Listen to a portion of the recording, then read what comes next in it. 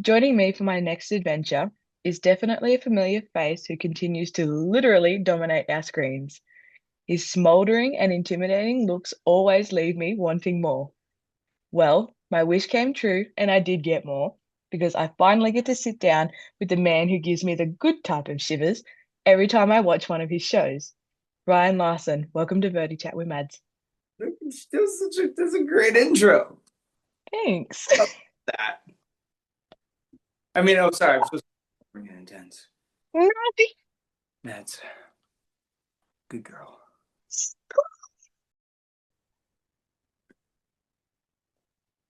How we doing? Don't. I just got shivers everywhere. Holy shit. Stop it. Oh, I just need to reset now. Keep the flustered. Keep that energy. No, no. I So, don't even know. what would you like to talk about? Before I jump right in, can we start off with you telling me like a little bit about yourself? A little bit about myself. I don't even know what to start with. Well, as Matt said, I'm Ryan Larson. I am a sometimes actor, often lost soul.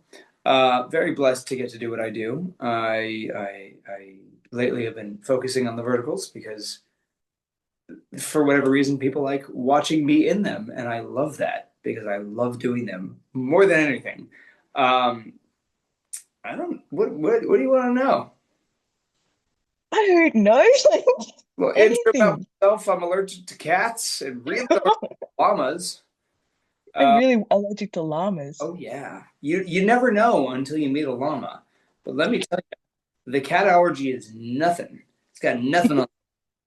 Because okay, so here's the thing. I love animals. So when I was on a farm, these people who I don't remember what I was even there for, but I was there for like a work thing, and they had horses, and I was like, I wanted to go see the horses because horses are beautiful, but I've seen horses, and they're like, oh yeah, we've got our llamas out back. I was like, llamas, you have, and I got so excited. And me with animals is never like, oh, it's an animal, wow, it's so pretty, or oh, look, it's a puppy. I'm like, puppy.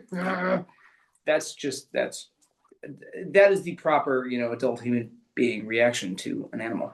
So that is how I am with cats, dogs, llamas, everything. So they had these llamas, and I went over there and I was so excited because I'd never seen a llama in, I was going to say in person, but I guess in llama. I don't know, live. Never seen a llama before. And so I got so excited about running over and I started playing with them because they were like, they're really friendly. And I was like, llamas. And by the time I walked back to the ranch, my whole face was just swollen. Like the whole face was like that scene from Hitch where Will Smith is just like that was me. So yeah, I took two Benadryl extra strengths and passed out for about 37 hours. Woke up the next afternoon and was like, I gotta cool it with the llamas. But it's kind of fun because I'll be filling out for like medical documents that like, are you allergic to anything? And I'm like, I know that's not what they're asking. But it's also fun to include on cast sheets when they're asking about like food allergies, and I'm like llamas. I have no idea what your question was at this point, but that's my little llama story. How are we doing so far, Meds? How are we doing? I'm gonna tell me it's like a whole minute to reset. It's a lot to process, I know. Like, would you still have that reaction? I Like don't know. today?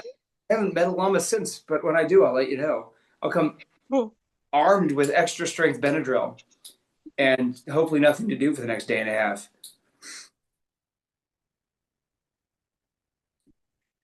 I'm gonna like lose my shit in a You minute. are a Like, delightful shade of red right now. I hope you're doing okay. Are you breathing?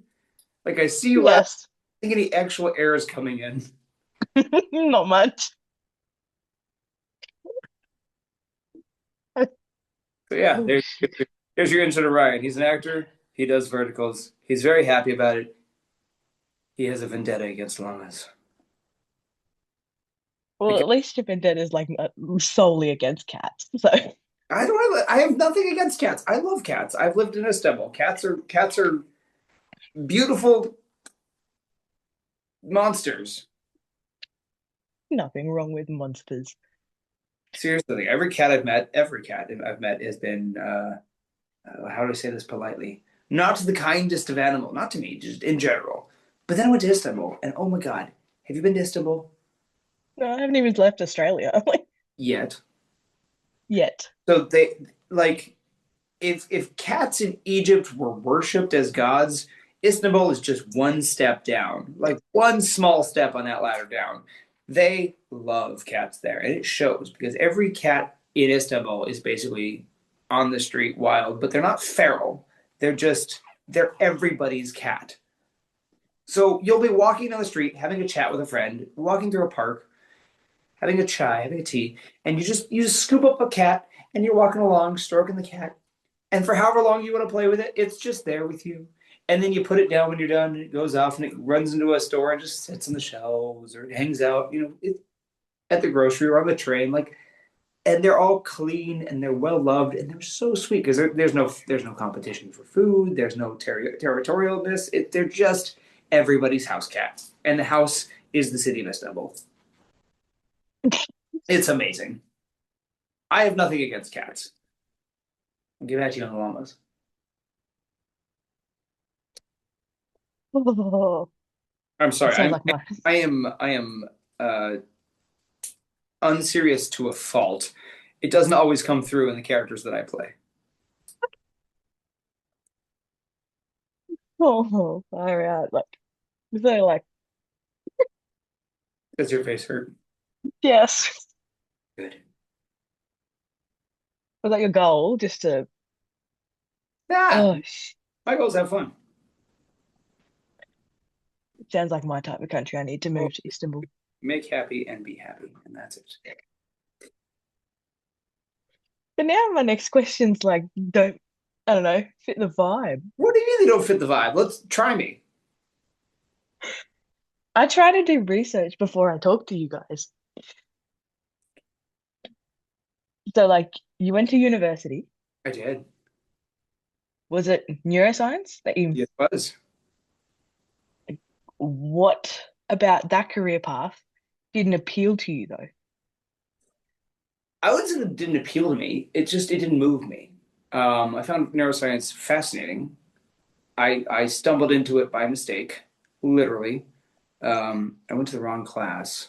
Supposed to be in linguistics. It was a GE, and I walked in the first day and sat down in THH at USC. That's Thomas Howard Hall for the fans. And I sat down in the back, and the professor draws a brain on the board, lobes and brainstem, and goes neuroscience. And I was like, linguistics? And he goes, nope, neuroscience. And I went, all right, that's cool too. Um, because I wasn't gonna find my class. I don't know where I was supposed to be, but it wasn't here. So I was like, whatever. I sat down and I watched this neuroscience lecture. I found it fascinating.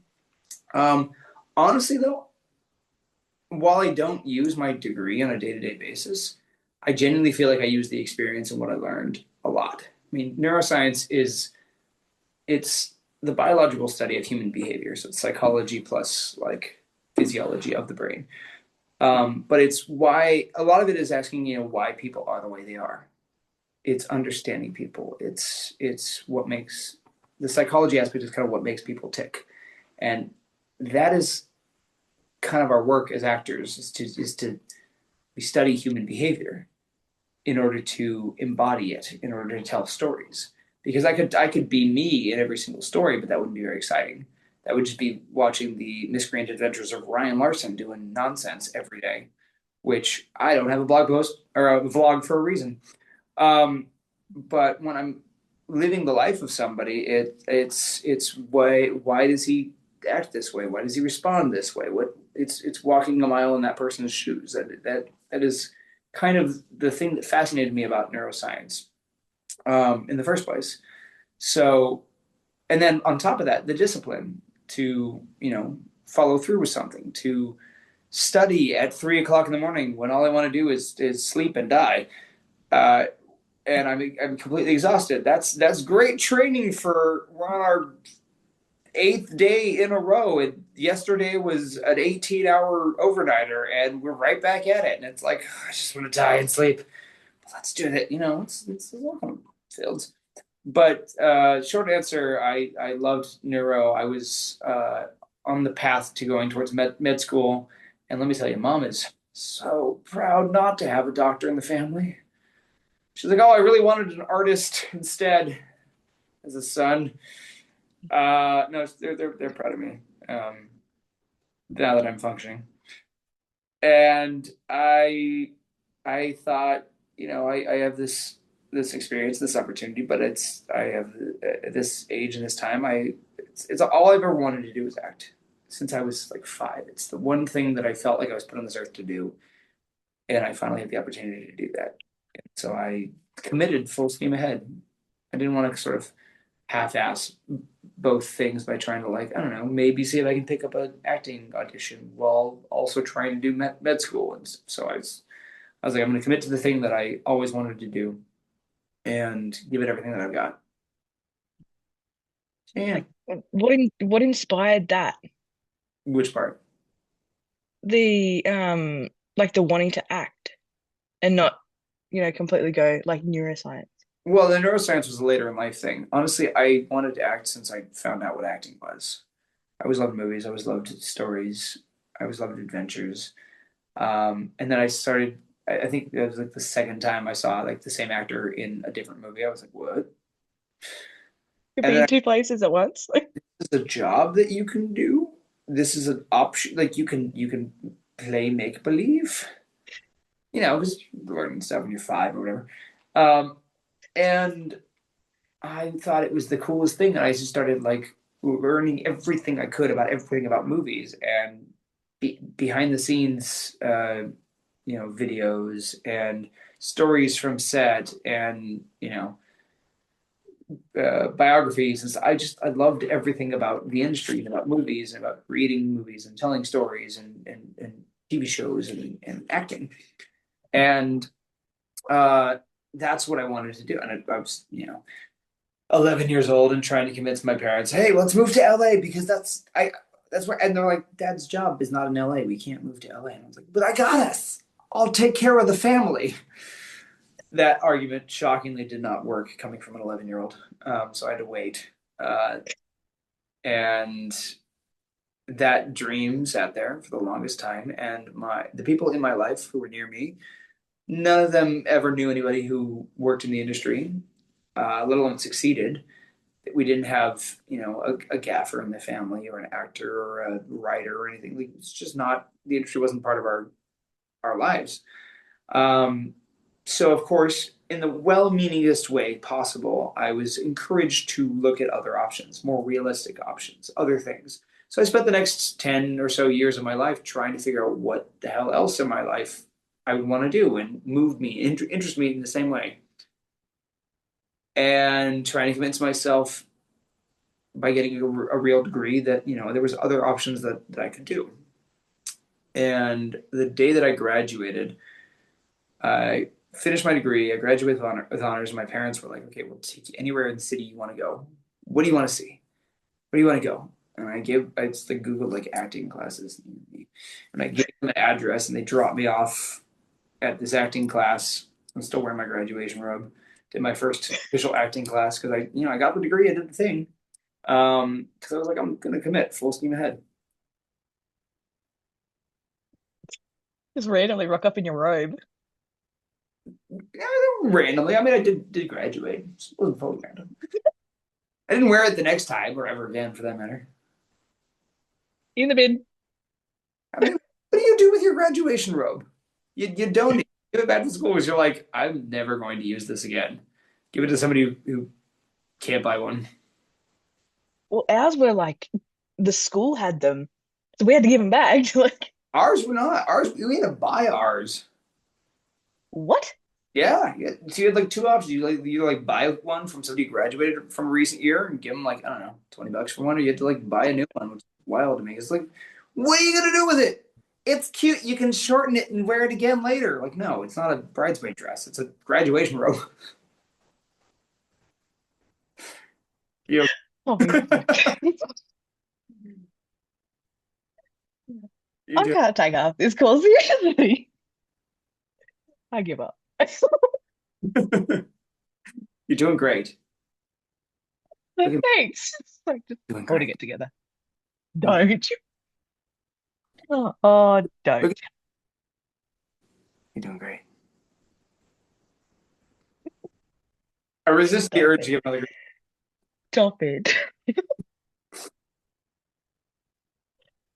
Oh, look how red my face is. Look what you've done. Look, No such thing. I'm simply having a conversation. I look like a tomato. You. What else would you like to talk about? Oh. So you thought we couldn't match the vibe. Your question. I can derail anything. Mm-mm. We need you in comedy, not the heavy roles. They don't book me in comedies though. Why? Um, I don't know. First, there aren't as many. Second, I don't know. It's funny how many people I met at Verticon who thought that I was extremely serious and like brooding and just that I'd be like this all the time. But it's very not me. That is a character. The number of It's like I'm complete 180. even our last night our second AD looked at me and he's like, it's weird watching you act. And I was like, I'm sorry. And he goes, no, because like I see you and you're this. And then they call action and you're that. And I was like, yes, it's my job. My job is to go from not bring Ryan in there and be Alexander Cole, be Jackson King, be, these characters. Hopefully make them memorable to tell the story. Because that's What not do you mean? Ryan's more memorable at this moment. Like, Ryan's memorable in his own way, but that's not Ryan's story. I think there's aspects of things that obviously we bring in as actors, as artists. There's experiences that we feed off of to play these characters. But part of the fun is finding this character. Not there. I know some actors that like to bring themselves into every character. I don't know. There while there are experiences that I have, it's different. I don't so much think of my characters as me. And when I work on set, this is just my personal thing. I don't refer to the character as I or me. I don't say, okay, so you want me to come in and I do this and then I do that and then I go kiss her and then I push this person. I say, then it's always he. It's a third person. It's a different entity, not me. yeah. So it's he comes in, he kisses her, he pushes this person. This is the scene where he does such and such. For me, it's just easier to separate, compartmentalize myself from the different characters, and also I guess in some ways it makes it easier to find the uniqueness in each character because it's not just me doing me. It's Jackson King, it's Alexander Cole, it's Edward Gray, and Does it make it like easier to detach? it Like does when you finish a role? well mostly yeah. I've had a couple of scenes. Usually, there's like one or two on each project that they get pretty heavy, and those ones, the need for detachment is important. I've brought it home with me once, and that was not a lovely moment. It was not the loveliest of characters. So that one I needed to detach and didn't. It was early in my acting career, and you learn the importance of finding that separation because if your character is a passionate lover, or he's a masculine superhero, or he's fun loving romantic comedy lead, bringing him home with you is great and fine and whatever because you just like you exaggerated versions of yourself. But if your character is dark and has gone through some shit and carries anger or betrayal or pain and you don't let that go before you go home, it can be weird and it can be really uncomfortable. So I think it's really important to find that detachment and to be able to fully release that emotion, that feeling. For me, I can't. People are always like, "Oh, you're an actor. Can you cry on command?" It's like yes, but to get there, I have to feel it for real. I don't know. Yeah. I have no issues, and this is not a judgment against actors who, as everybody has off days, use tear sticks or need, whatever to show the scene. Because it's not about how we feel; it's about the what the audience feels. That's the important part. But for me, I've never used those things. So what works best for me, I think, and what feels like the most authentic performance is to feel it for real. But then I gotta let it go. Gotta, And that would be the hardest thing. yeah, especially when it's heavier. Like I Yeah. said, well, we're just people, and each person is Like, different, unique, and interesting and beautiful. We're all little snowflakes. little snowflakes. Yeah, because we're unique, and there's a metaphor in there somewhere. I give up. Like, none of this is serious. Not that I'm saying I came into this. But I don't Interview's know. good. I didn't consent to this. Okay, I'm just gonna blurt it. I just like to point Did out I read? this was your idea. You brought this yourself. You You replied to my story about Logan. you did this. This is your fault. Don't, Look me in don't. the eye. Look at me in the eye. This is your fault. You wanted it. Did I read somewhere that you used to dance and play the drums? Dance, yes. Drums, no. Why is it on your IMDb that you majored in drums then? Yeah, we did not major in drums. Uh, I don't know whether I played the trumpet. There's that. The Uh, trumpet. the trumpet, yeah. That's cool. So there's that. But I hit drums with sticks, but I would not. I would never say that I've played the drums. Not something that I would claim. So to answer your question, yes, I danced. I grew up swing dancing, um, West Coast style swing. And then in university, I studied ballroom with Miranda Garrison and Jesus Fuentes, two lovely, amazing dance instructors. And Miranda, for those who don't know, is a choreographer, a fabulous dance coach, ballroom dance teacher, and she was in Dirty Dancing. She was the old cougar who like pursues the young hot guys at camp. And the moment when Jennifer Love walks in and sees her in bed with who she thinks is Patrick Swayze, but it's not, it's the other guy. Which was weird watching that decades later with your dance instructor. Be like, oh, is that Miranda? Yeah, that's weird.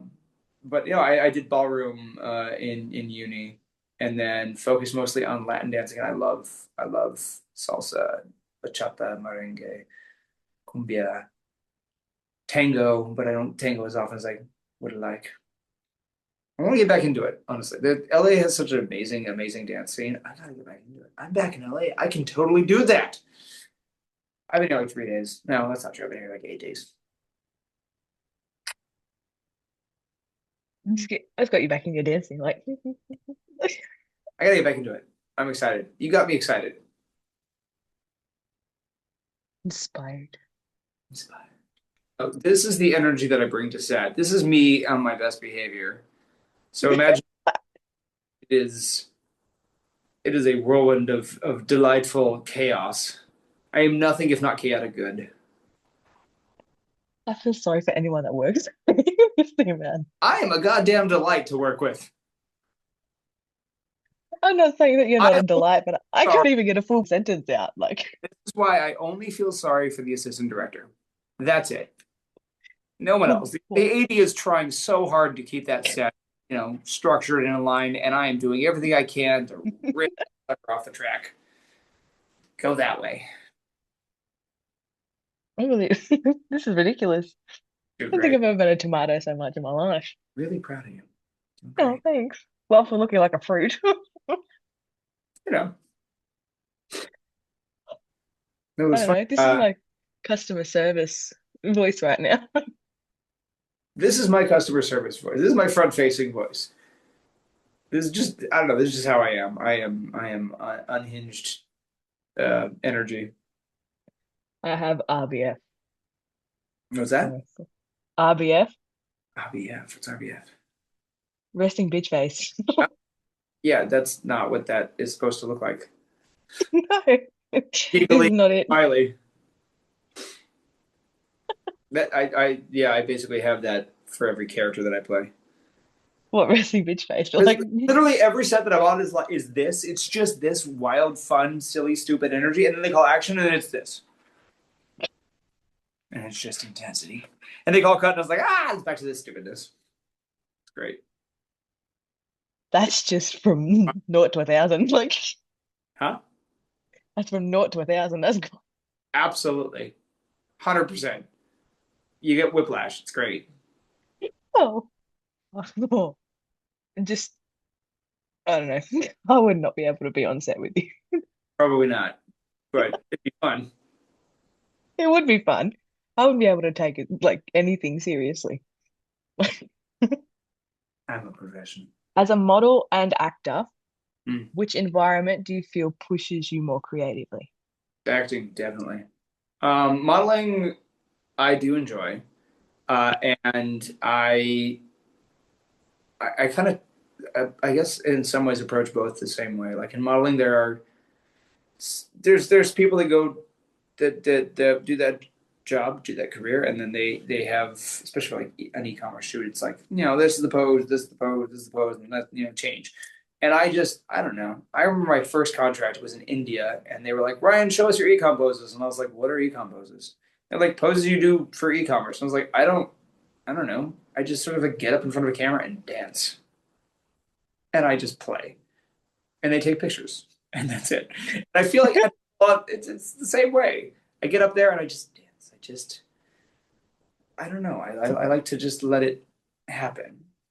And it's funny because I there's a note that I've gotten in acting and in modeling where something will happen in the director or the photographer, like for modeling, the photographer will be like, "Oh, go back to that other pose," and I'm like, I literally have no idea what I just did because I wasn't like Oh, this. It's just like I'm just moving and doing something stupid and whatever. And they're like, go at the thing you did. I'm like, which one? They show it to me, and I'm like, okay, I'll try. And acting, it's like there was a really beautiful moment that happened here, but it happened organically because it just we yeah. we live in the moment, we let it happen, we respond to each other. Like yes, there are set words that we need to say. Yes, there's a flow of the scene, but if you're less focused on the set words that you need to say and more focused on where the scene is going and how the person is responding to it and the tone, and there was a moment the other day that I did not expect. It was really lovely, um, and it was about another character and a relation they had with somebody. And the way it's written in the script, it's very just straightforward because it's about this other character. But my character didn't have that relationship with this person. I'm trying not to spoil anything or talk about anything I'm not allowed to talk about. So it brought up emotions that are not in the script and were not expected, but it's there was a melancholy and a bittersweetness that I didn't expect and I didn't plan, but it just happened organically on the day because it just was that moment. Mm. And I love those lovely little things, you know? Creatively, both are beautiful and amazing in different ways. Having said that, acting absolutely gives me more freedom and opportunity to be creative. Um, and find those little happy accident moments, those little things that are unscripted and unplanned, but just I remember there was a moment with Jesse Vaughn on um, something something my fiance's uncle, found by my fiance's uncle, I think. Um, and there's a moment where our characters my character, they have shared history, but they haven't been together at this point in a year, and she's just left randomly. But they were together, and they have that like passion, that fire for each other. And there's one scene where turns to leave, and he grabs her, flips her around, throws her on the table, and they just have this like intense moment together, and you're like, are they gonna kiss? Are they gonna do something? Are they gonna like, what's happening? And we did one take where just the intensity and the energy, and we're bouncing off each other back and forth. We finished it. We were both like, that's the spice. That was, and we finished. The director walks in, she was like, yeah. Like we all felt it, because it's Yeah. just, it's just real, and I love that so much. Mm, that's what Did you just get cuteness aggression? Like it, like, me absolutely 100% of the time. I get cuteness aggression with like all of my co-stars. I was violently aggressive towards Haley and Grant on this last project, my two co-leads. The chemistry was amazing. You guys are gonna see it. It was amazing on this last one. I feel like you're doing a wonderful job. well, thanks. So are you. I'm proud of you. You're doing a wonderful job at derailing me. Like, Thank you. I don't even know why this is in the. I tried to like make them flow, but these are like genuine questions that I just want to know. Okay, Like, if they don't make sense, so like, great. Hit me with a question you want to know. My third favorite dinosaur is a Dilophosaurus. Um, Favorite color is a shade of green, I think. What do you want to know? they're questions for later. Oh, I can't take you seriously. No need, darling. No need. You can do it. I'm gonna put this over your face. Like, You can do it. from your time in theatre productions, what would you say was the most valuable skill that you've learnt, and do you still use that skill today? I'll be totally honest with you. I haven't done that many theater productions. Uh, well, I started in theater. Uh, I would never say that I'm like classically trained or anything. I didn't go to a conservatory. I've done, theater classes and a limited half dozen performances or so, but I uh, never really dived, doved, doven. What's the past tense of dive? Dove. That sounds wrong though, but I that know. I use dove, but it doesn't sound it does right. And then you use dived and it it doesn't sound hit right it either. hits the ear wrong. Anyway, Yeah. I That's why I was like, from your yeah time there. It doesn't matter how long. yeah I jumped in. Um, uh, I just derailed my own thought. Lovely. Is this what this feels like? So Yes. Yes. fantastic.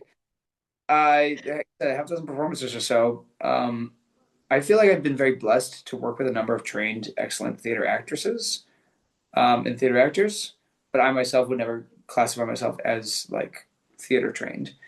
Um, I think that's a place that a lot of actors start. Maybe not so much anymore, but I think it's a great place to start. It is a very different craft though. While we're searching for truth, everything about it is different because the way that you if I go up on stage and I do a very subtle I've been accused or praised, I don't know, probably accused of eye acting. I've been told I'm an eye actor. It's just like I don't say a whole lot, but apparently stuff happens between my eyes in some scenes. I don't know, behind my eyes. It's about finding that intensity, that like connection, that the little subtle shifts, the realizations, and it's all nonverbal. None of that reads in theaters. If you go up on stage and you do that, people in the third row and beyond are gonna be like, "Why is he just staring at the wall? Like nothing is happening."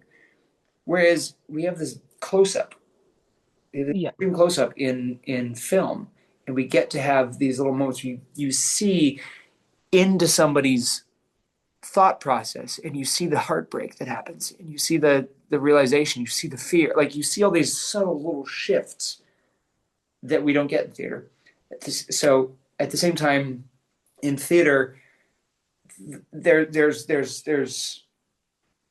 physicality to the performance that just wouldn't read on film. There's movement that wouldn't work. It would seem exaggerated, but without it, the theater performance seems dishonest because You're like, he's not affected by this, and he is, but you can't see it, so you don't feel it. And again, it goes back to, it doesn't matter what you feel, it matters what the audience feels, what is the story that you're telling to them. Um, so I view them as completely different arts, and people who can do both are phenomenal. And I think there's absolutely merit in studying both. Um, Theater is also different in that you have a rehearsal process. You have weeks, if not months, in advance, not just to learn your lines, but to find your character, to find your beats, to find your moments, to have those moments of discovery. You do all that in the rehearsal. In film, and especially in vertical, you don't have that rehearsal process. You don't have those moments to discover. This is why somebody people ask me all the time, how do you memorize all that dialogue? And it's tricky in verticals because again, we don't have a development process. We don't have weeks or months in advance of a film working with a director, finding the character, working through scenes. We just have what we bring on the day because half the time we're booked a day or two in advance. The other half of the time, the most early I've ever been booked on a project, I think, is a week for a vertical. That is the most notice that I've gotten, but most of the time it's a couple of days, which is not time to memorize your dialogue, let alone find a character. So you have to develop a different technique for that. For me, what I do is I end up just reading the script six, seven, eight times before we start shooting. So I don't memorize the words. I'm intimately familiar with the flow of the scene, with each scene, because each scene has a flow and the story has an arc.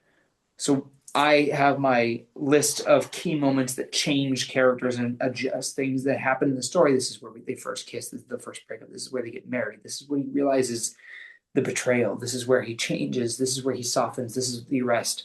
Like these are all and where things happen relative to that time scale is like, oh, so this happens. It's after their first kiss, but before the first breakup. So that's the stage of their moment that they're in. So you know roughly where they are. You know the scene because you've read it eight times, and then on the day you go in, and I just like I don't know, this. Some will tell me this is unprofessional, but there's just not time in the day to memorize by rote every single scene in verticals when we're booked so far so shortly in advance, and then we shoot 9 days in a row. It's hard to memorize a 200 page or 100-page script, sorry, in a day. It's not my skill set. So instead, I know exactly how the scene is going to go, and I know what to say because the words, if it's well written, will make sense. The question response. They'll say something. I'll respond to it. We know where the scene is going, and we'll find our way there. You know. So it's just they're very different skill sets, and I think both have absolutely have value, and I think actors would benefit from training in both, in film technique that works for them, and in stage technique. And I think there's some So like over. when you say like is it just you memorize your own lines or like everybody's like so you know like the whole Depends the thing? project. Um, Depends the project. I do my best to learn to remember everyone's lines. I don't always have everything word for everyone, but it makes sense because I'll ask you something and then the actor goes up their lines and wait for the script you to think like, oh, this is the line where he talks about his mother, or this is where he brings up the, oh, if I had the contract for this, you know what the answer is. You may not know the exact Yeah. specific wording, but Yeah, that's what I mean. Like you don't like memorize it, but like you get the general idea of where like the conversation's going. Like yes, obviously you memorize your own lines because if that's important. it's really well written, it's actually easy to memorize your lines, their lines, everyone's lines. This is why we remember Really? so well because they're the ones that we remember are very well written. We could remember an entire scene from The Princess Bride, word for word, beat for beat, because it's a well written script that is excellently performed. And even though like you get that script of the day and you're like, okay, I have to memorize all this, but it just makes sense. It flows. It's beautiful. Like that's how it should be, honestly. But That's one of my questions actually. mm. is do you have a scene or a specific line from a vertical that just lives rent free in your brain? Um, for different reasons. I mean, I feel like every vertical that I've done, I have a favorite scene, and then every vertical I've done, there's like always a line that's like, why this line? Why this line? Do I have to say this? And they're like, yes. And you're like, good. You know. So everyone, I like I love the scenes that are vulnerable and change the character. In Taming of a Billionaire, you haven't seen it yet. You're about to. In Taming of a Billionaire, that I is might have. nope. That's I stable. just You're gonna watch it. I've decided. I'll rewatch it. There's a scene where, and they rewrote this actually. There's a scene where he she comes in and she confronts him and she's asking what's going on and he kind of deflects and she says nope, try again, and he can't find the words to tell her how he actually feels because he's never done that before. uh, and they connect, but it's not fully there, and you can feel that it's not fully there. In the original script, this happens like half to two-thirds of the way through the script. He just like lays it all out, and the director rightfully decided, as is Jill Stein. She rightfully decided that doesn't make sense. It's too early to admit everything to her. It doesn't feel earned to be that vulnerable, to be that open. And so she added another scene 5 pages before the end of the script where basically a similar situation happens, and she's like, "You're not talking to me," and I don't. I love this. I love the way that the scene was written because it's the character opening up and it's him telling her how she feels and it's them seeing each other for the first time, connecting. It's beautiful.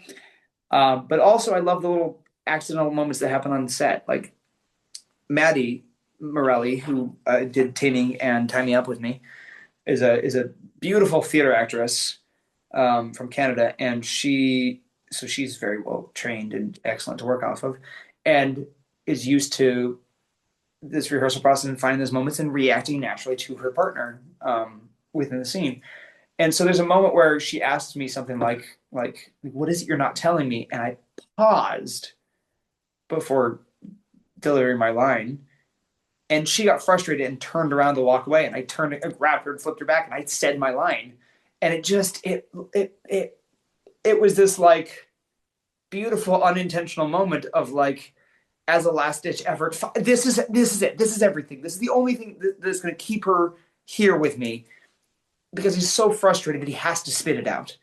He can't hold it any longer, and it was such a nice and I love moments like that in verticals. So there's always, honestly, there's every vertical that I've done, I've been very proud of, and there's always one scene that just stands out. Even in Mr. Diaz's Deaf Bride, which you have not seen yet, uh, there's a Sorry. where she tells him about, she's trying to convince him that she's the little girl from the past, and she tells him about that first episode. She says, "I was there the day that your mom's birthday when your dad came home and he did this and he did this and he did this."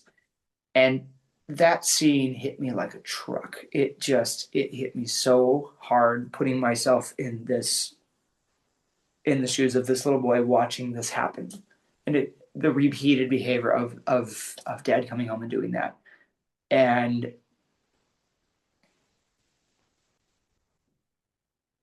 sorry, I'm good. That hit me very, very hard, and ended up being a very intense scene to film. Um, it's one of those where I needed to let that go after the scene. Uh, that one stands out to me as a key scene in that project because it's like there's a realization and whenever anytime one of these characters is vulnerable, allows themselves to be vulnerable, experiences vulnerability, sometimes for the first time, it's both cathartic and also important because so often men in society are told, boys don't cry. You can't be vulnerable. You can't share feelings. You can't do any of that womanly shit. You can't, So seeing these powerful men these CEOs, these titans of industry, these mafia bosses, these alpha werewolves feel that vulnerability, feel that pain fully is very impactful because it doesn't destroy them, it doesn't break them down. They come out the other side of it stronger. They come out the other side of it better for it, and they're no less masculine. They're no less impressive. They're no less powerful. In fact, most of the time they're more so because they change the block in themselves and they become more. And I love that. And I think that's really, really important to both show and to experience. I think it's really important to show these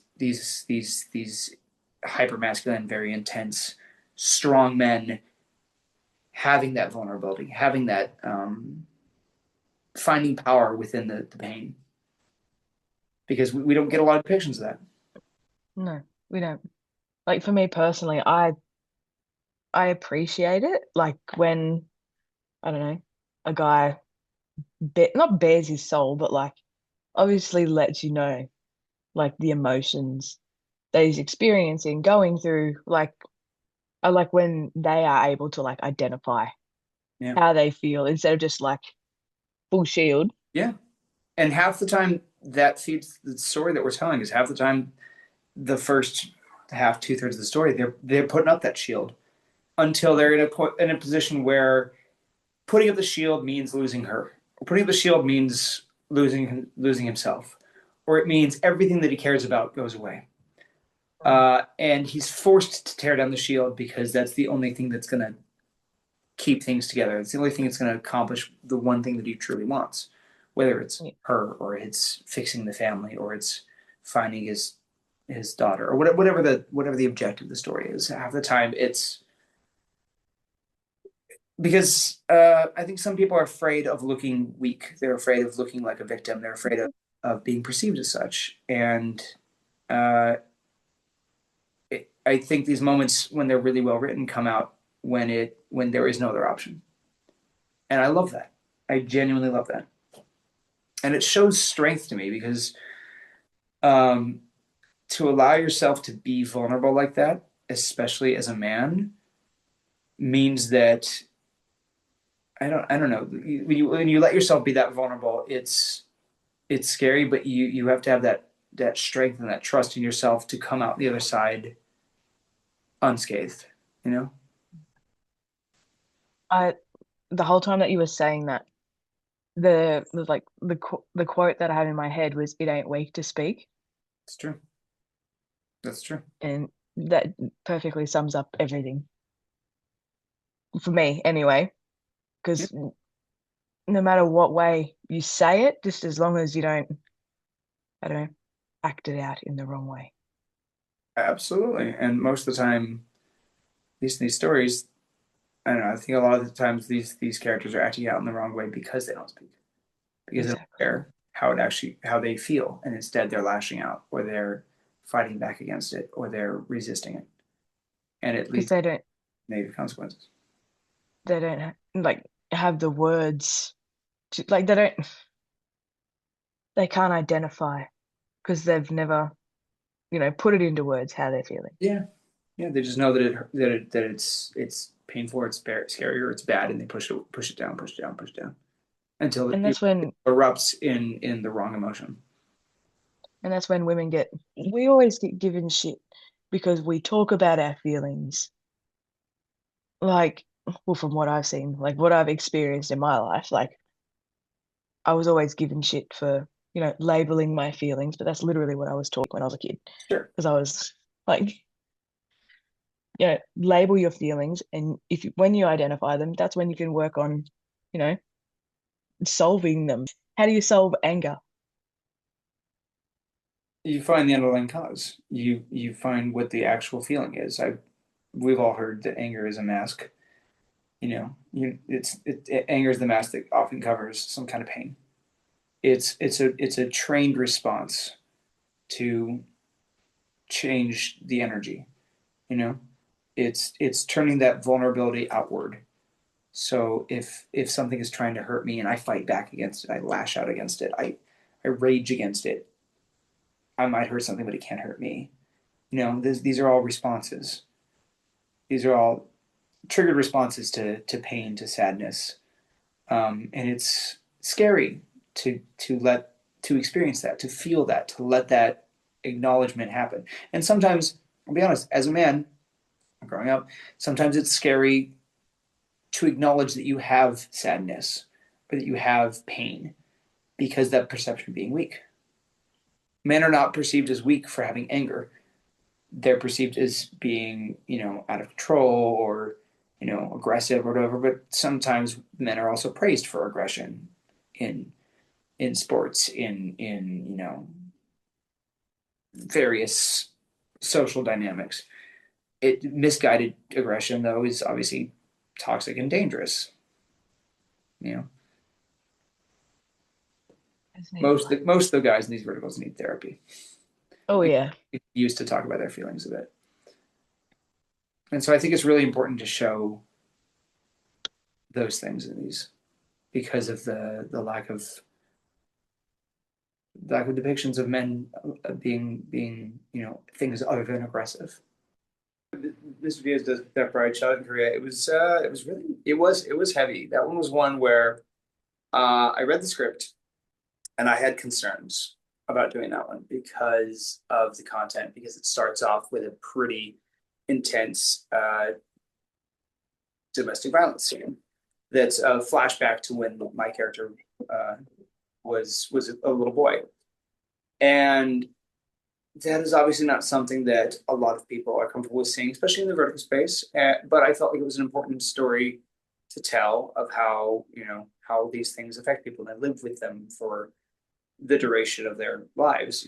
This character, I think, about the way he was shaped, is a direct response to that event, and so it was kind of scary to take on that kind of project, especially because most verticals we do are they're like, there's the feel good. They have the tropes and the slaps and the throwing wine on people, and of course the champagne tower that gets knocked over at every single banquet hall. Um, but at the end of the day, they're still kind of feel good. You know how it's gonna kind of go, and it's gonna make you feel nice at the end because they end up together. So when there's something that's deviates from that formula, you're like, I think the people are going to hate this, but I know that this is going to push me as an actor. I know that this is something that, because of family history and my personal story, I want to explore a little bit, and I'm concerned about exploring, but it's important for me, and I did. I don't have any regrets about doing that one. I did put a disclaimer when I posted that one, just a trigger warning. Because again, I know Mhm. a lot of people have gone through a lot of situations, and it's never my goal to trigger people. I want to tell all kinds of stories. I want to play all kinds of characters, and that includes characters that are, great and masculine and good looking and valiant, but also characters that are ugly and nasty and terrible, as long as it feeds the story. So that was a bit of a deviation. Those two actually, ironically, came out in the same day, because Drowning in the Past is a similar character where he's not a good husband, and they're similar, not quite feel good vertical stories, Yeah. but at the same time, I've never worked so hard or pushed myself so much as I did in those two projects. And I appreciate like the range that you guys, you know, want to bring forward because I I personally like, well, not like, but like I don't even have a word for it. Like I don't like and I don't dislike. So I'm like in the gray area of like those sorts of stories. I hope you feel something. That's all. You know, like I said, not every story is beautiful and lovely and well manicured. Not every story is fun and feel good. Some of them just make us feel things. Some of them make us think things. But yeah, I'm really attracted to a lot of the characters that make you feel on a deeper level. The way a lot of these guys, it's getting much better, the writing. The way a lot of the guys have been written in the past is just basic, gold. Period. No reason for it. No like justification of late, and you have to find a reason for why he's icy, a reason why he's mistrusting, a reason why he puts distance between you and everything else. But of late, there's been more and more of these where there's a good, solid justification given. That DV scene at the start of Mr. Diaz's Death Bride is the justification for why this guy doesn't trust anyone. Yeah. Why he is singularly focused on one thing and one person in his life.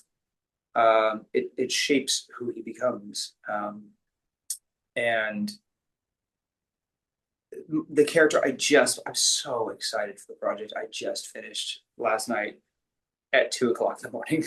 Was when I'm It's like what so time over there? that It's like what time now over there? it Is it is like nearly 10 almost o'clock? 10, not quite 10. I'm genuinely so excited for that project. That was one where I was shooting in China. I was on a project. We were shooting 18-hour days. And they sent me Dude. for it. And this was Fumero Films. And I was like, I really want to work with these guys. And I didn't get a chance to read the script for a couple of days because I was never seen and exhausted. And then we were doing like 6 hours of turnaround times. So, 3-4 hours of sleep. So I finally had one day where I had a scene where I was not in. And I was like, oh, I got an hour. I'm going to read the script. And I read it and I messaged my manager immediately. I said, hey, I need to be on this project. I want to play Alex specifically, but I need to be on this project because it's a beautiful story. It's a great, great, great script. And there's such amazing character development for all three of the leads.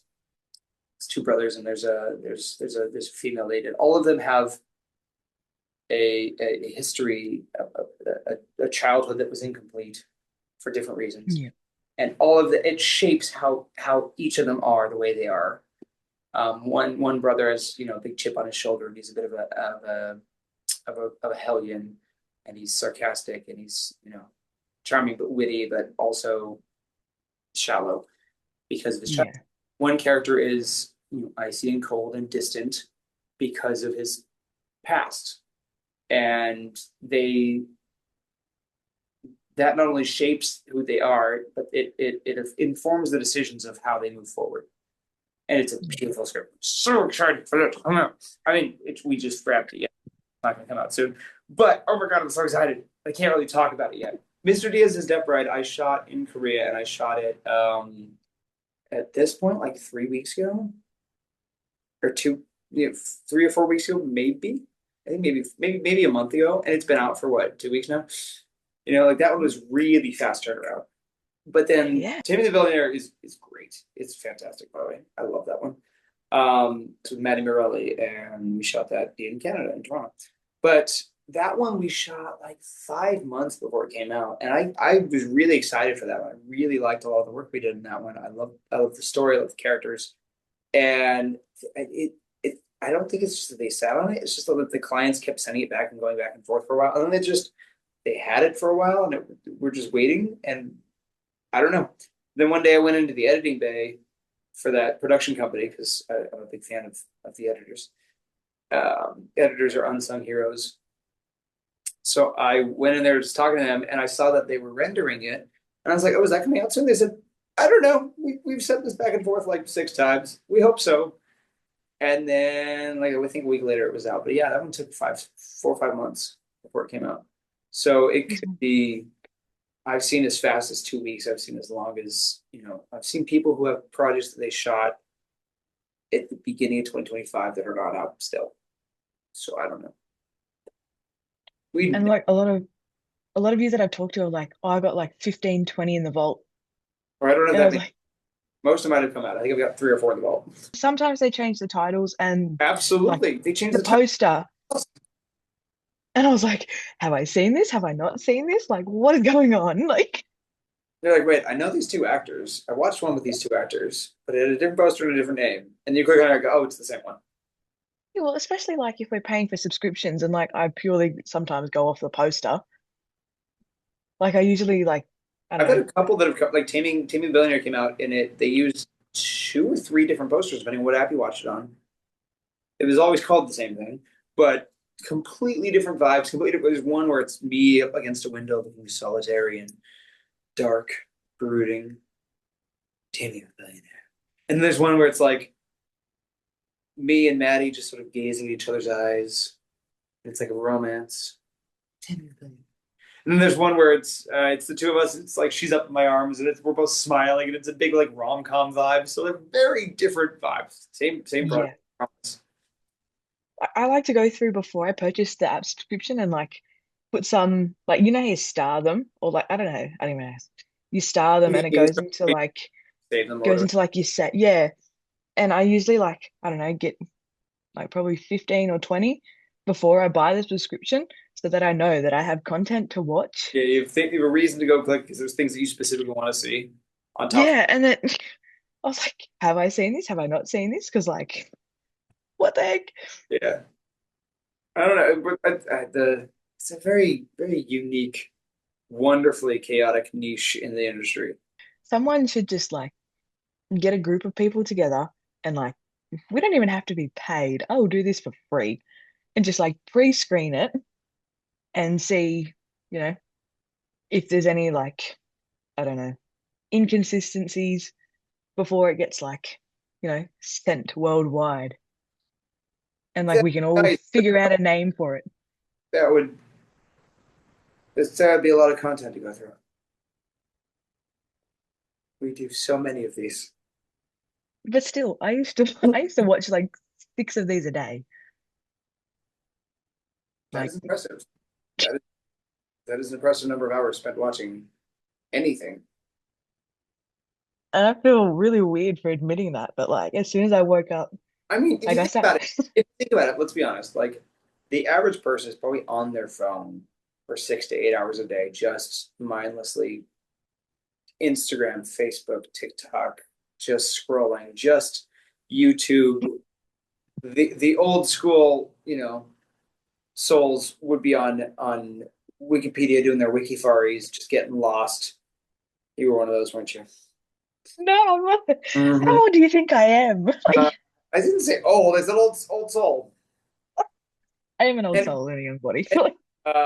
Yeah. So if you're doing a similar thing, of spending that amount of time, but you're just watching, stories, you're watching verticals. I mean, it's not like you're doing an awful thing that nobody else is doing. You're just doing different things with your time.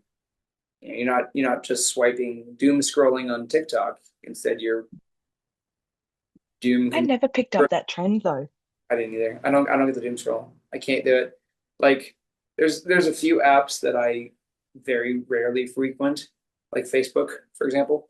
And even on Instagram, I mostly just see I go in, check messages, check what some of my friends and buddies are up to. And that's about it. I don't just keep the endless scroll going. I don't know. I have doom scrolled TikTok a couple of times. Have you? I don't I even have will admit that. That's the thing. I didn't even like how long that. has TikTok been out for? And like I only made an account probably like 3 months ago. Oh, that. I See, used to use it without like that signing in. that's where you lost. That's where they Mm. got. Um, But Instagram is very addictive at the moment. Instagram has always been very addictive from day one. That's why it's doing so well. I used to be obsessed with Facebook and then like the Facebook Reels, and then I started following you guys on Instagram and I just seeing all your feed, and now it's just I hate Facebook. Because we don't post on there. No, it's just yeah, probably. Facebook is a great place for like weird AI photos and videos Mhm. older people like to repost, and I don't even know. Facebook is I for the don't people who don't understand Instagram. know. Instagram I get, Facebook I don't get, TikTok I don't do. Mm. Be honest, I wouldn't even do Instagram if it wasn't such a useful tool in the industry. That's how I Well, keep in contact with most people that I know that are, within the industry. It's how I get yeah, reached out to for a lot of projects. They just slide into your DMs. yeah. I actually lost my voice on last week. Fun fact. day one of shooting my project I just wrapped. Showed up, no voice. The nightmare scenario. How did you work that out? Um, a lot of combination whispering and I had to like I had to like get a head start into every line. So I couldn't be like, "Hey, what are you doing?" I'd be like, "Hey, what are you doing?" Yeah, you really like, work up to it. It's rough. No, I mean, it was just an unfortunate circumstance, and like I flew from Thailand, landed in LA at like 3 in the morning, slept like an hour, went straight to the table read it, had a really intense scene right before, a few days before that, and like I showed up at the table read fine, and then by the time we were halfway through the table read, I had no voice whatsoever. So Mm, you does it show up? we had a full like 2.5 hour ADR session um, for sound, just re-recording my dialogue, dubbing, basically dubbing myself. That is Um, what? movie magic. So yeah, that now my vocal cords are vibrating properly for the first time in a few days. So, Better hydrate then. hmm? Better hydrate then. Yeah, working on it. What is your biggest fear as an actor? Mm. I mean, this is probably gonna sound cliche. I think my biggest fear as an actor is getting stuck. By stuck, I don't mean typecast. I mean unwilling to push. Uh, there are, I mean, I have currently hard limits, things that I won't do as an actor, things I won't, stories I won't tell if I don't feel like there's merit personally. But I guess my biggest fear is not pushing myself, is getting comfortable and being like, okay, that's enough, that's good enough. I strive to be the hardest working person that I know. And it's not just the sake of like, I don't know, claiming that. It's because I want to push myself. I don't just want to be an actor. I don't want to. I don't want to just. I don't know. Be liked or be successful. I want to be good. I want to be. I want to make an impact. I want to be truthful. I want to. I want to grow. And I think my biggest fear is getting comfortable to the point where I don't grow anymore. Um, there are certain types of characters that I like playing, but I like that each one of them, even if it's in a genre or a category that I feel comfortable playing and I like playing, push me. And a part of that is sometimes is that it's that vulnerability we talked about, or it's that um, it's finding those things that are outside of myself or that are scary that I need to confront or that I wish to confront. Um, it's those favorite scenes that I talked about. Half the time they're my favorite scenes because I think I change after playing them, after experiencing them, changes me, changes the way that I see things, that I see myself. So losing that would be my biggest fear. And I'm going to be one of those awkward people who doesn't know how to reply because obviously that's your experience. And there's nothing that I can say that can relate to That's not true. that. What am I supposed to say then? Thank you for sharing that with me. You can say whatever you want. No, Ryan, you're wrong. No, it's your experience. Well, that was dumb. Think of another fear. You shouldn't be afraid of that. I'd be afraid of that. It's stupid. I'm afraid of spiders. Well, then you wouldn't want to come to Australia then. I'm not afraid of spiders, but it's a common fear. Yeah, I just want to keep growing. I want to keep pushing myself because the part of that pushing myself that it gives me that excitement. This is new and it's different. It's scary and it's scary because I know it's going to push me, and then I love it because I know I'm going to grow from it and I'm better for it. And I don't know, it's the breadth of experience expands. And we all want to see you grow. We don't want to see you get typecast. I don't even mind, like I said, I don't even mind getting typecast because, first of all, what's another word for a typecast actor? Working. Great.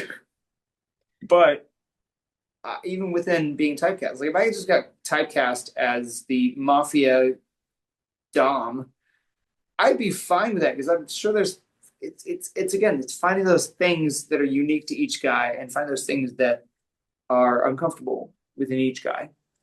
And because I've played 5, 6 mafia guys, I've played 2 doms, and they were all very different from each other, and they had different struggles, and they had different things to overcome, and they started in different places from each other, and they ended in different places. Like uh, Damien, I can say this, it's not a spoiler. The movie's been out for months. Damien from Taming, like wants to do better and wants to change the direction of the mafia empire. He wants to like go legit. And Raphael Moretti from Mafia's Innocent Lover does not have that realization. He is just as violent and dangerous and scary at the end. He's better with his interpersonal relationships, but do you know he's still going to keep like extorting people and murdering people and shit? Like they just have different goals in life, and I love that because they have different struggles. One just continues to do wrongs. There is no indication that Raphael is going to become a better person. I mean, he's a better person, but like a better person for society. He is still going to be a monster that like does whatever and bribes the cops and shoots his enemies. 100%. But he knows how to like handle his personal relationships now, and he would do anything for his loved ones now, whereas before he was just cold and alone. Growth. A little bit more emotion. They have different life goals. They have different things. They have different journeys, and I love that. Yep. So, even if typecasting, there's a way to like do different things. If you could shine a spotlight on one of your verticals as a must watch, which one would it be and why? Which one would be that's a must watch? Does it have to have come out yet? No, Okay. I was Uh, going to say because it may as well be out by the time this video comes out. that's a good point. I can't say the title though. Ah, That's the tricky part. It's this one I just did. 100%. That is going to be a must watch. That is going to be the must watch so far that I've done. Um, I can tell you that that's the one that I've done with Grant Holloman and Haley Lorelei. Lorelei. And yeah, that one is going to be the must watch. I promise. Barring that one, though, God, here's the thing. I'm really proud of every vertical that I've done. I'm honestly really, I don't know. I maybe I just lucked out because I have worked with wonderful crews and wonderful casts and amazing creatives that I feel like they're now it's way more out in the open and way more accepted. But there was a time when doing verticals was very kind of hush hush, and there were creatives and would be like, "Oh, you're doing those," and turn their nose up to it like it's somehow less than. Um, and it's getting better because the writing is getting better, the projects are getting better, the creatives involved are all union uh, IATSE crew members and DGA directors. You have SAG actors getting involved in these now. Like everything is working, but from the start, I've always thought that we can elevate. We can always start at wherever we're at, and we can always elevate the medium. If there's a scene that is it just doesn't belong and it's just shock value for the sake of shock value, but it doesn't add anything to the story. It messes with the characters. It makes you uncomfortable because it's an unpleasant scene to see or talk about, but it doesn't actually tell the story. We don't have to tell that part of the story. We can elevate. We can do better. And if we've been on ones where there's a scene where like it just I don't know how much I can say on here. Um, if the male, there are certain things that I will not do in verticals. I will not be a male lead that lays his hands on a woman as a good guy, Mm. or that essays the female lead. I won't do it because I'm not interested in telling that story, and we don't have time usually to go into nuance about what that means and how that changed their relationship. And here's the thing: half the time when it's written that way, it doesn't change the relationship. It doesn't do anything. It's just the shock value, and it's an unforgivable sin. It's like, yeah, you can have your male lead do that, but he's no longer your hero. He's the villain now because that is some villain behavior, and he needs villain consequences. And then they end up together, and they're like, absolutely not. This doesn't make any sense. So I have raged against scenes like that since the start, and I've turned down projects that are like that because they were not willing to change those things. Because I have no interest in telling that story. And it's not that I won't play a bad guy. I've played bad guys. Bad guy. Everybody who plays bad guys will tell you playing bad guys is more fun. Mm. But I won't be a good guy that does bad guy things. So I Which think, is completely fair. yeah, because where's the hope? What's the point of the story? If the point of the story is even the people that are close to you are going to betray you and treat you like garbage, that's a terrible story that I'm not interested in telling. Maybe the truth for some people, maybe a lived reality, but it's just not a story I'm interested in telling at the moment. Um, so that's me. Um, what was the original question? I feel like I'm on the right track, and I'm going to tie it back to your initial question. No, the highlight, like must watch vertical. Ah, so with all the verticals that I've done, I have done my absolute best to try to elevate, even when the writing was from years ago and not great, or even when the character was doing things that were not great. It's like, oh no, we can't change. We can change the context, but we can't. We're not allowed to change the words. So there's a scene in Mr. Diaz's Death Bride where he uh, is drugged by the villain and then approaches the female lead, and then, as scripted, he tries to essay her. And I was like, no, for a lot of reasons, because he's not the villain after that. He's just there's still that push pull.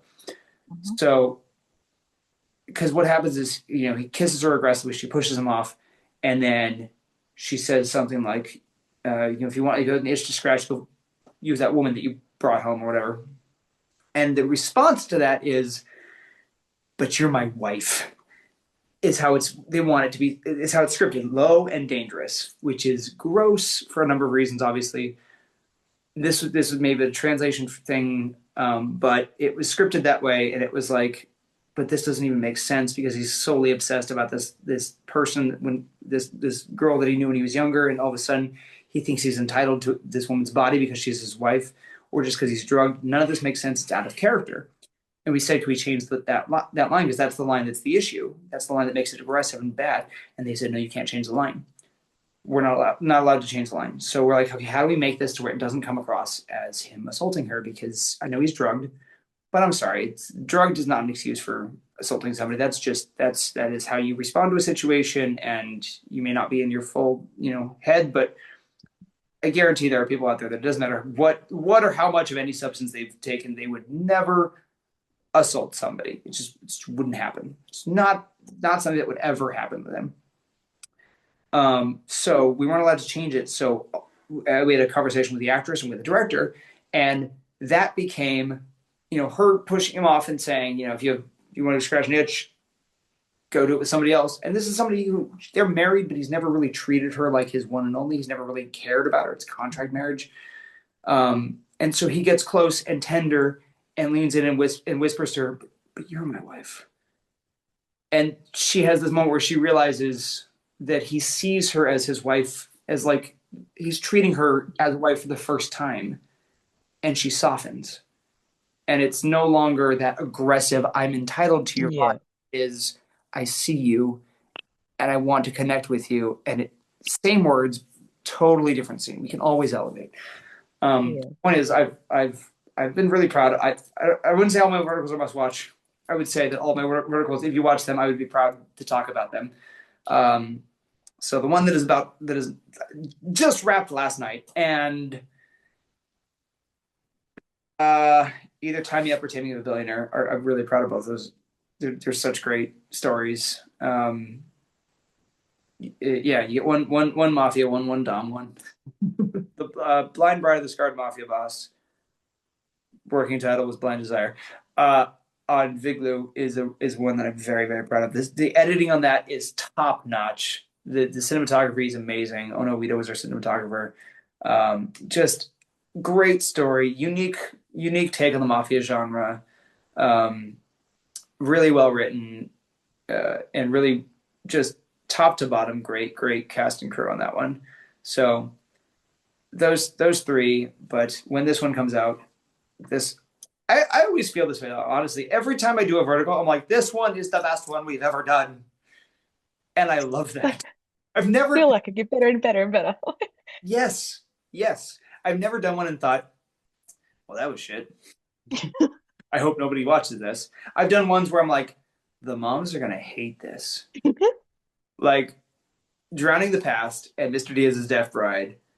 I finished Drowning and I was like, I have never worked harder to this day on a project. I've never given myself more emotionally or physically. I've never given more to a character than I gave to the character in Drowning the Past. But I was like, but the moms are gonna hate him so much. He's a bad husband type character that when she inevitably leaves him, he drives her away because he's not abusive, but he just neglectfully doesn't care. He doesn't treat her like he should. When she leaves him, he does not handle it well, and he descends into madness. And we went full crazy on that one. So I want to see it now. Wait, even though what? not great, not feel good stories, I'm really proud of for different reasons. And again, like I said, I don't know. I was like, I don't know how probably it's gonna be because it's not a feel good vertical. But goddamn, I gave everything to that one. Favorite animal? Llamas. That's the only right answer, right? Oh, We have a love hate thing. jealous. Me and llamas, they love to hurt me. He's like dead set. Like, That's referential humor right there. yep. No, your proper favorite animal. What do you mean? You don't believe me? I don't know, I like turtles. How's that? Turtles. Yeah. I've had a pet turtle before. Have you? Yeah. What was his name? Nurdle. Stop. Stop right. I'm exiting this interview. Nurdle the turtle. It's too I good. was 7. Too good. It's perfect. There's no Have better you never had someone name their turtle Nurdle? there's no better name for turtle. Nurdle the turtle. Nurdle the turtle. Cat person or dog person? Dog person, but I love all animals. Favorite food? I can give you cuisine. Yeah. Mexican, Thai, Indian. Top three. I'll take it. Singaporean breakfast is somewhere in there. Favorite color? Green. I'm starting my own green club. It's either green or it's honestly I'm a big fan of like a deep purple. They're You different. said green first. I did. I have two favorite colors. Yeah, of course you can. My interview. Just cut to the parts of me being facetious and just have like a little smash clip of all of me being mean to you. I will. I will. And I'm And gonna do like the ones of you getting close to the camera. only post intense stares and that and people were like, "Wow, Ryan is odd." Dream country to visit. Italy at this point. I've been to many ones that I've wanted to visit. Favorite season. Summer. I Favorite actor.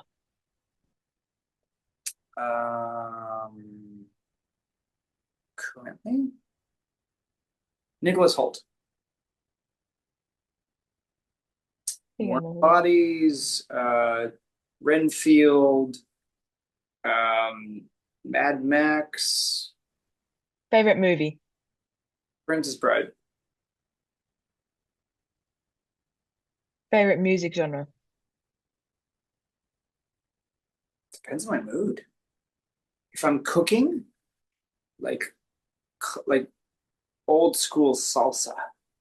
If I'm at gym, uh, some kind of like 80s hair metal. If I'm just driving the car, I don't know, like feel good, uh, like alt rock music. So it just depends on my mood. That's what I'm doing. Very few genres of music I don't like. Do you have a favorite singer and song? Not really. That also depends on my mood. This is constantly cycling playlist in my head. City life or country life? City life. I like people. I like the hustle and the bustle.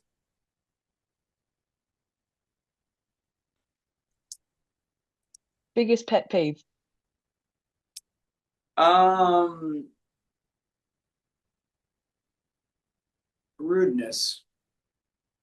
People who are rude to other people for seemingly no reason. I don't think it's just, yeah.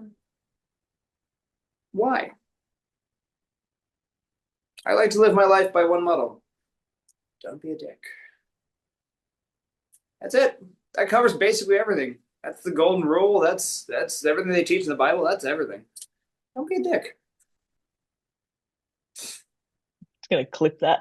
Words to live by. Movie magic. Don't be a dick.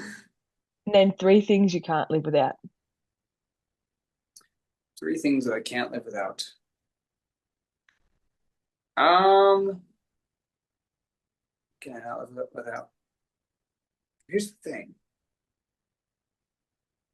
I have so I don't own much. Really don't. I don't own anything. I've been before I started acting in verticals, I've been living out of a suitcase for like 7 years. It's like everything that I own is in my suitcase. Uh, so I've learned to live with to be content with less, for that reason. So three things I can't live without.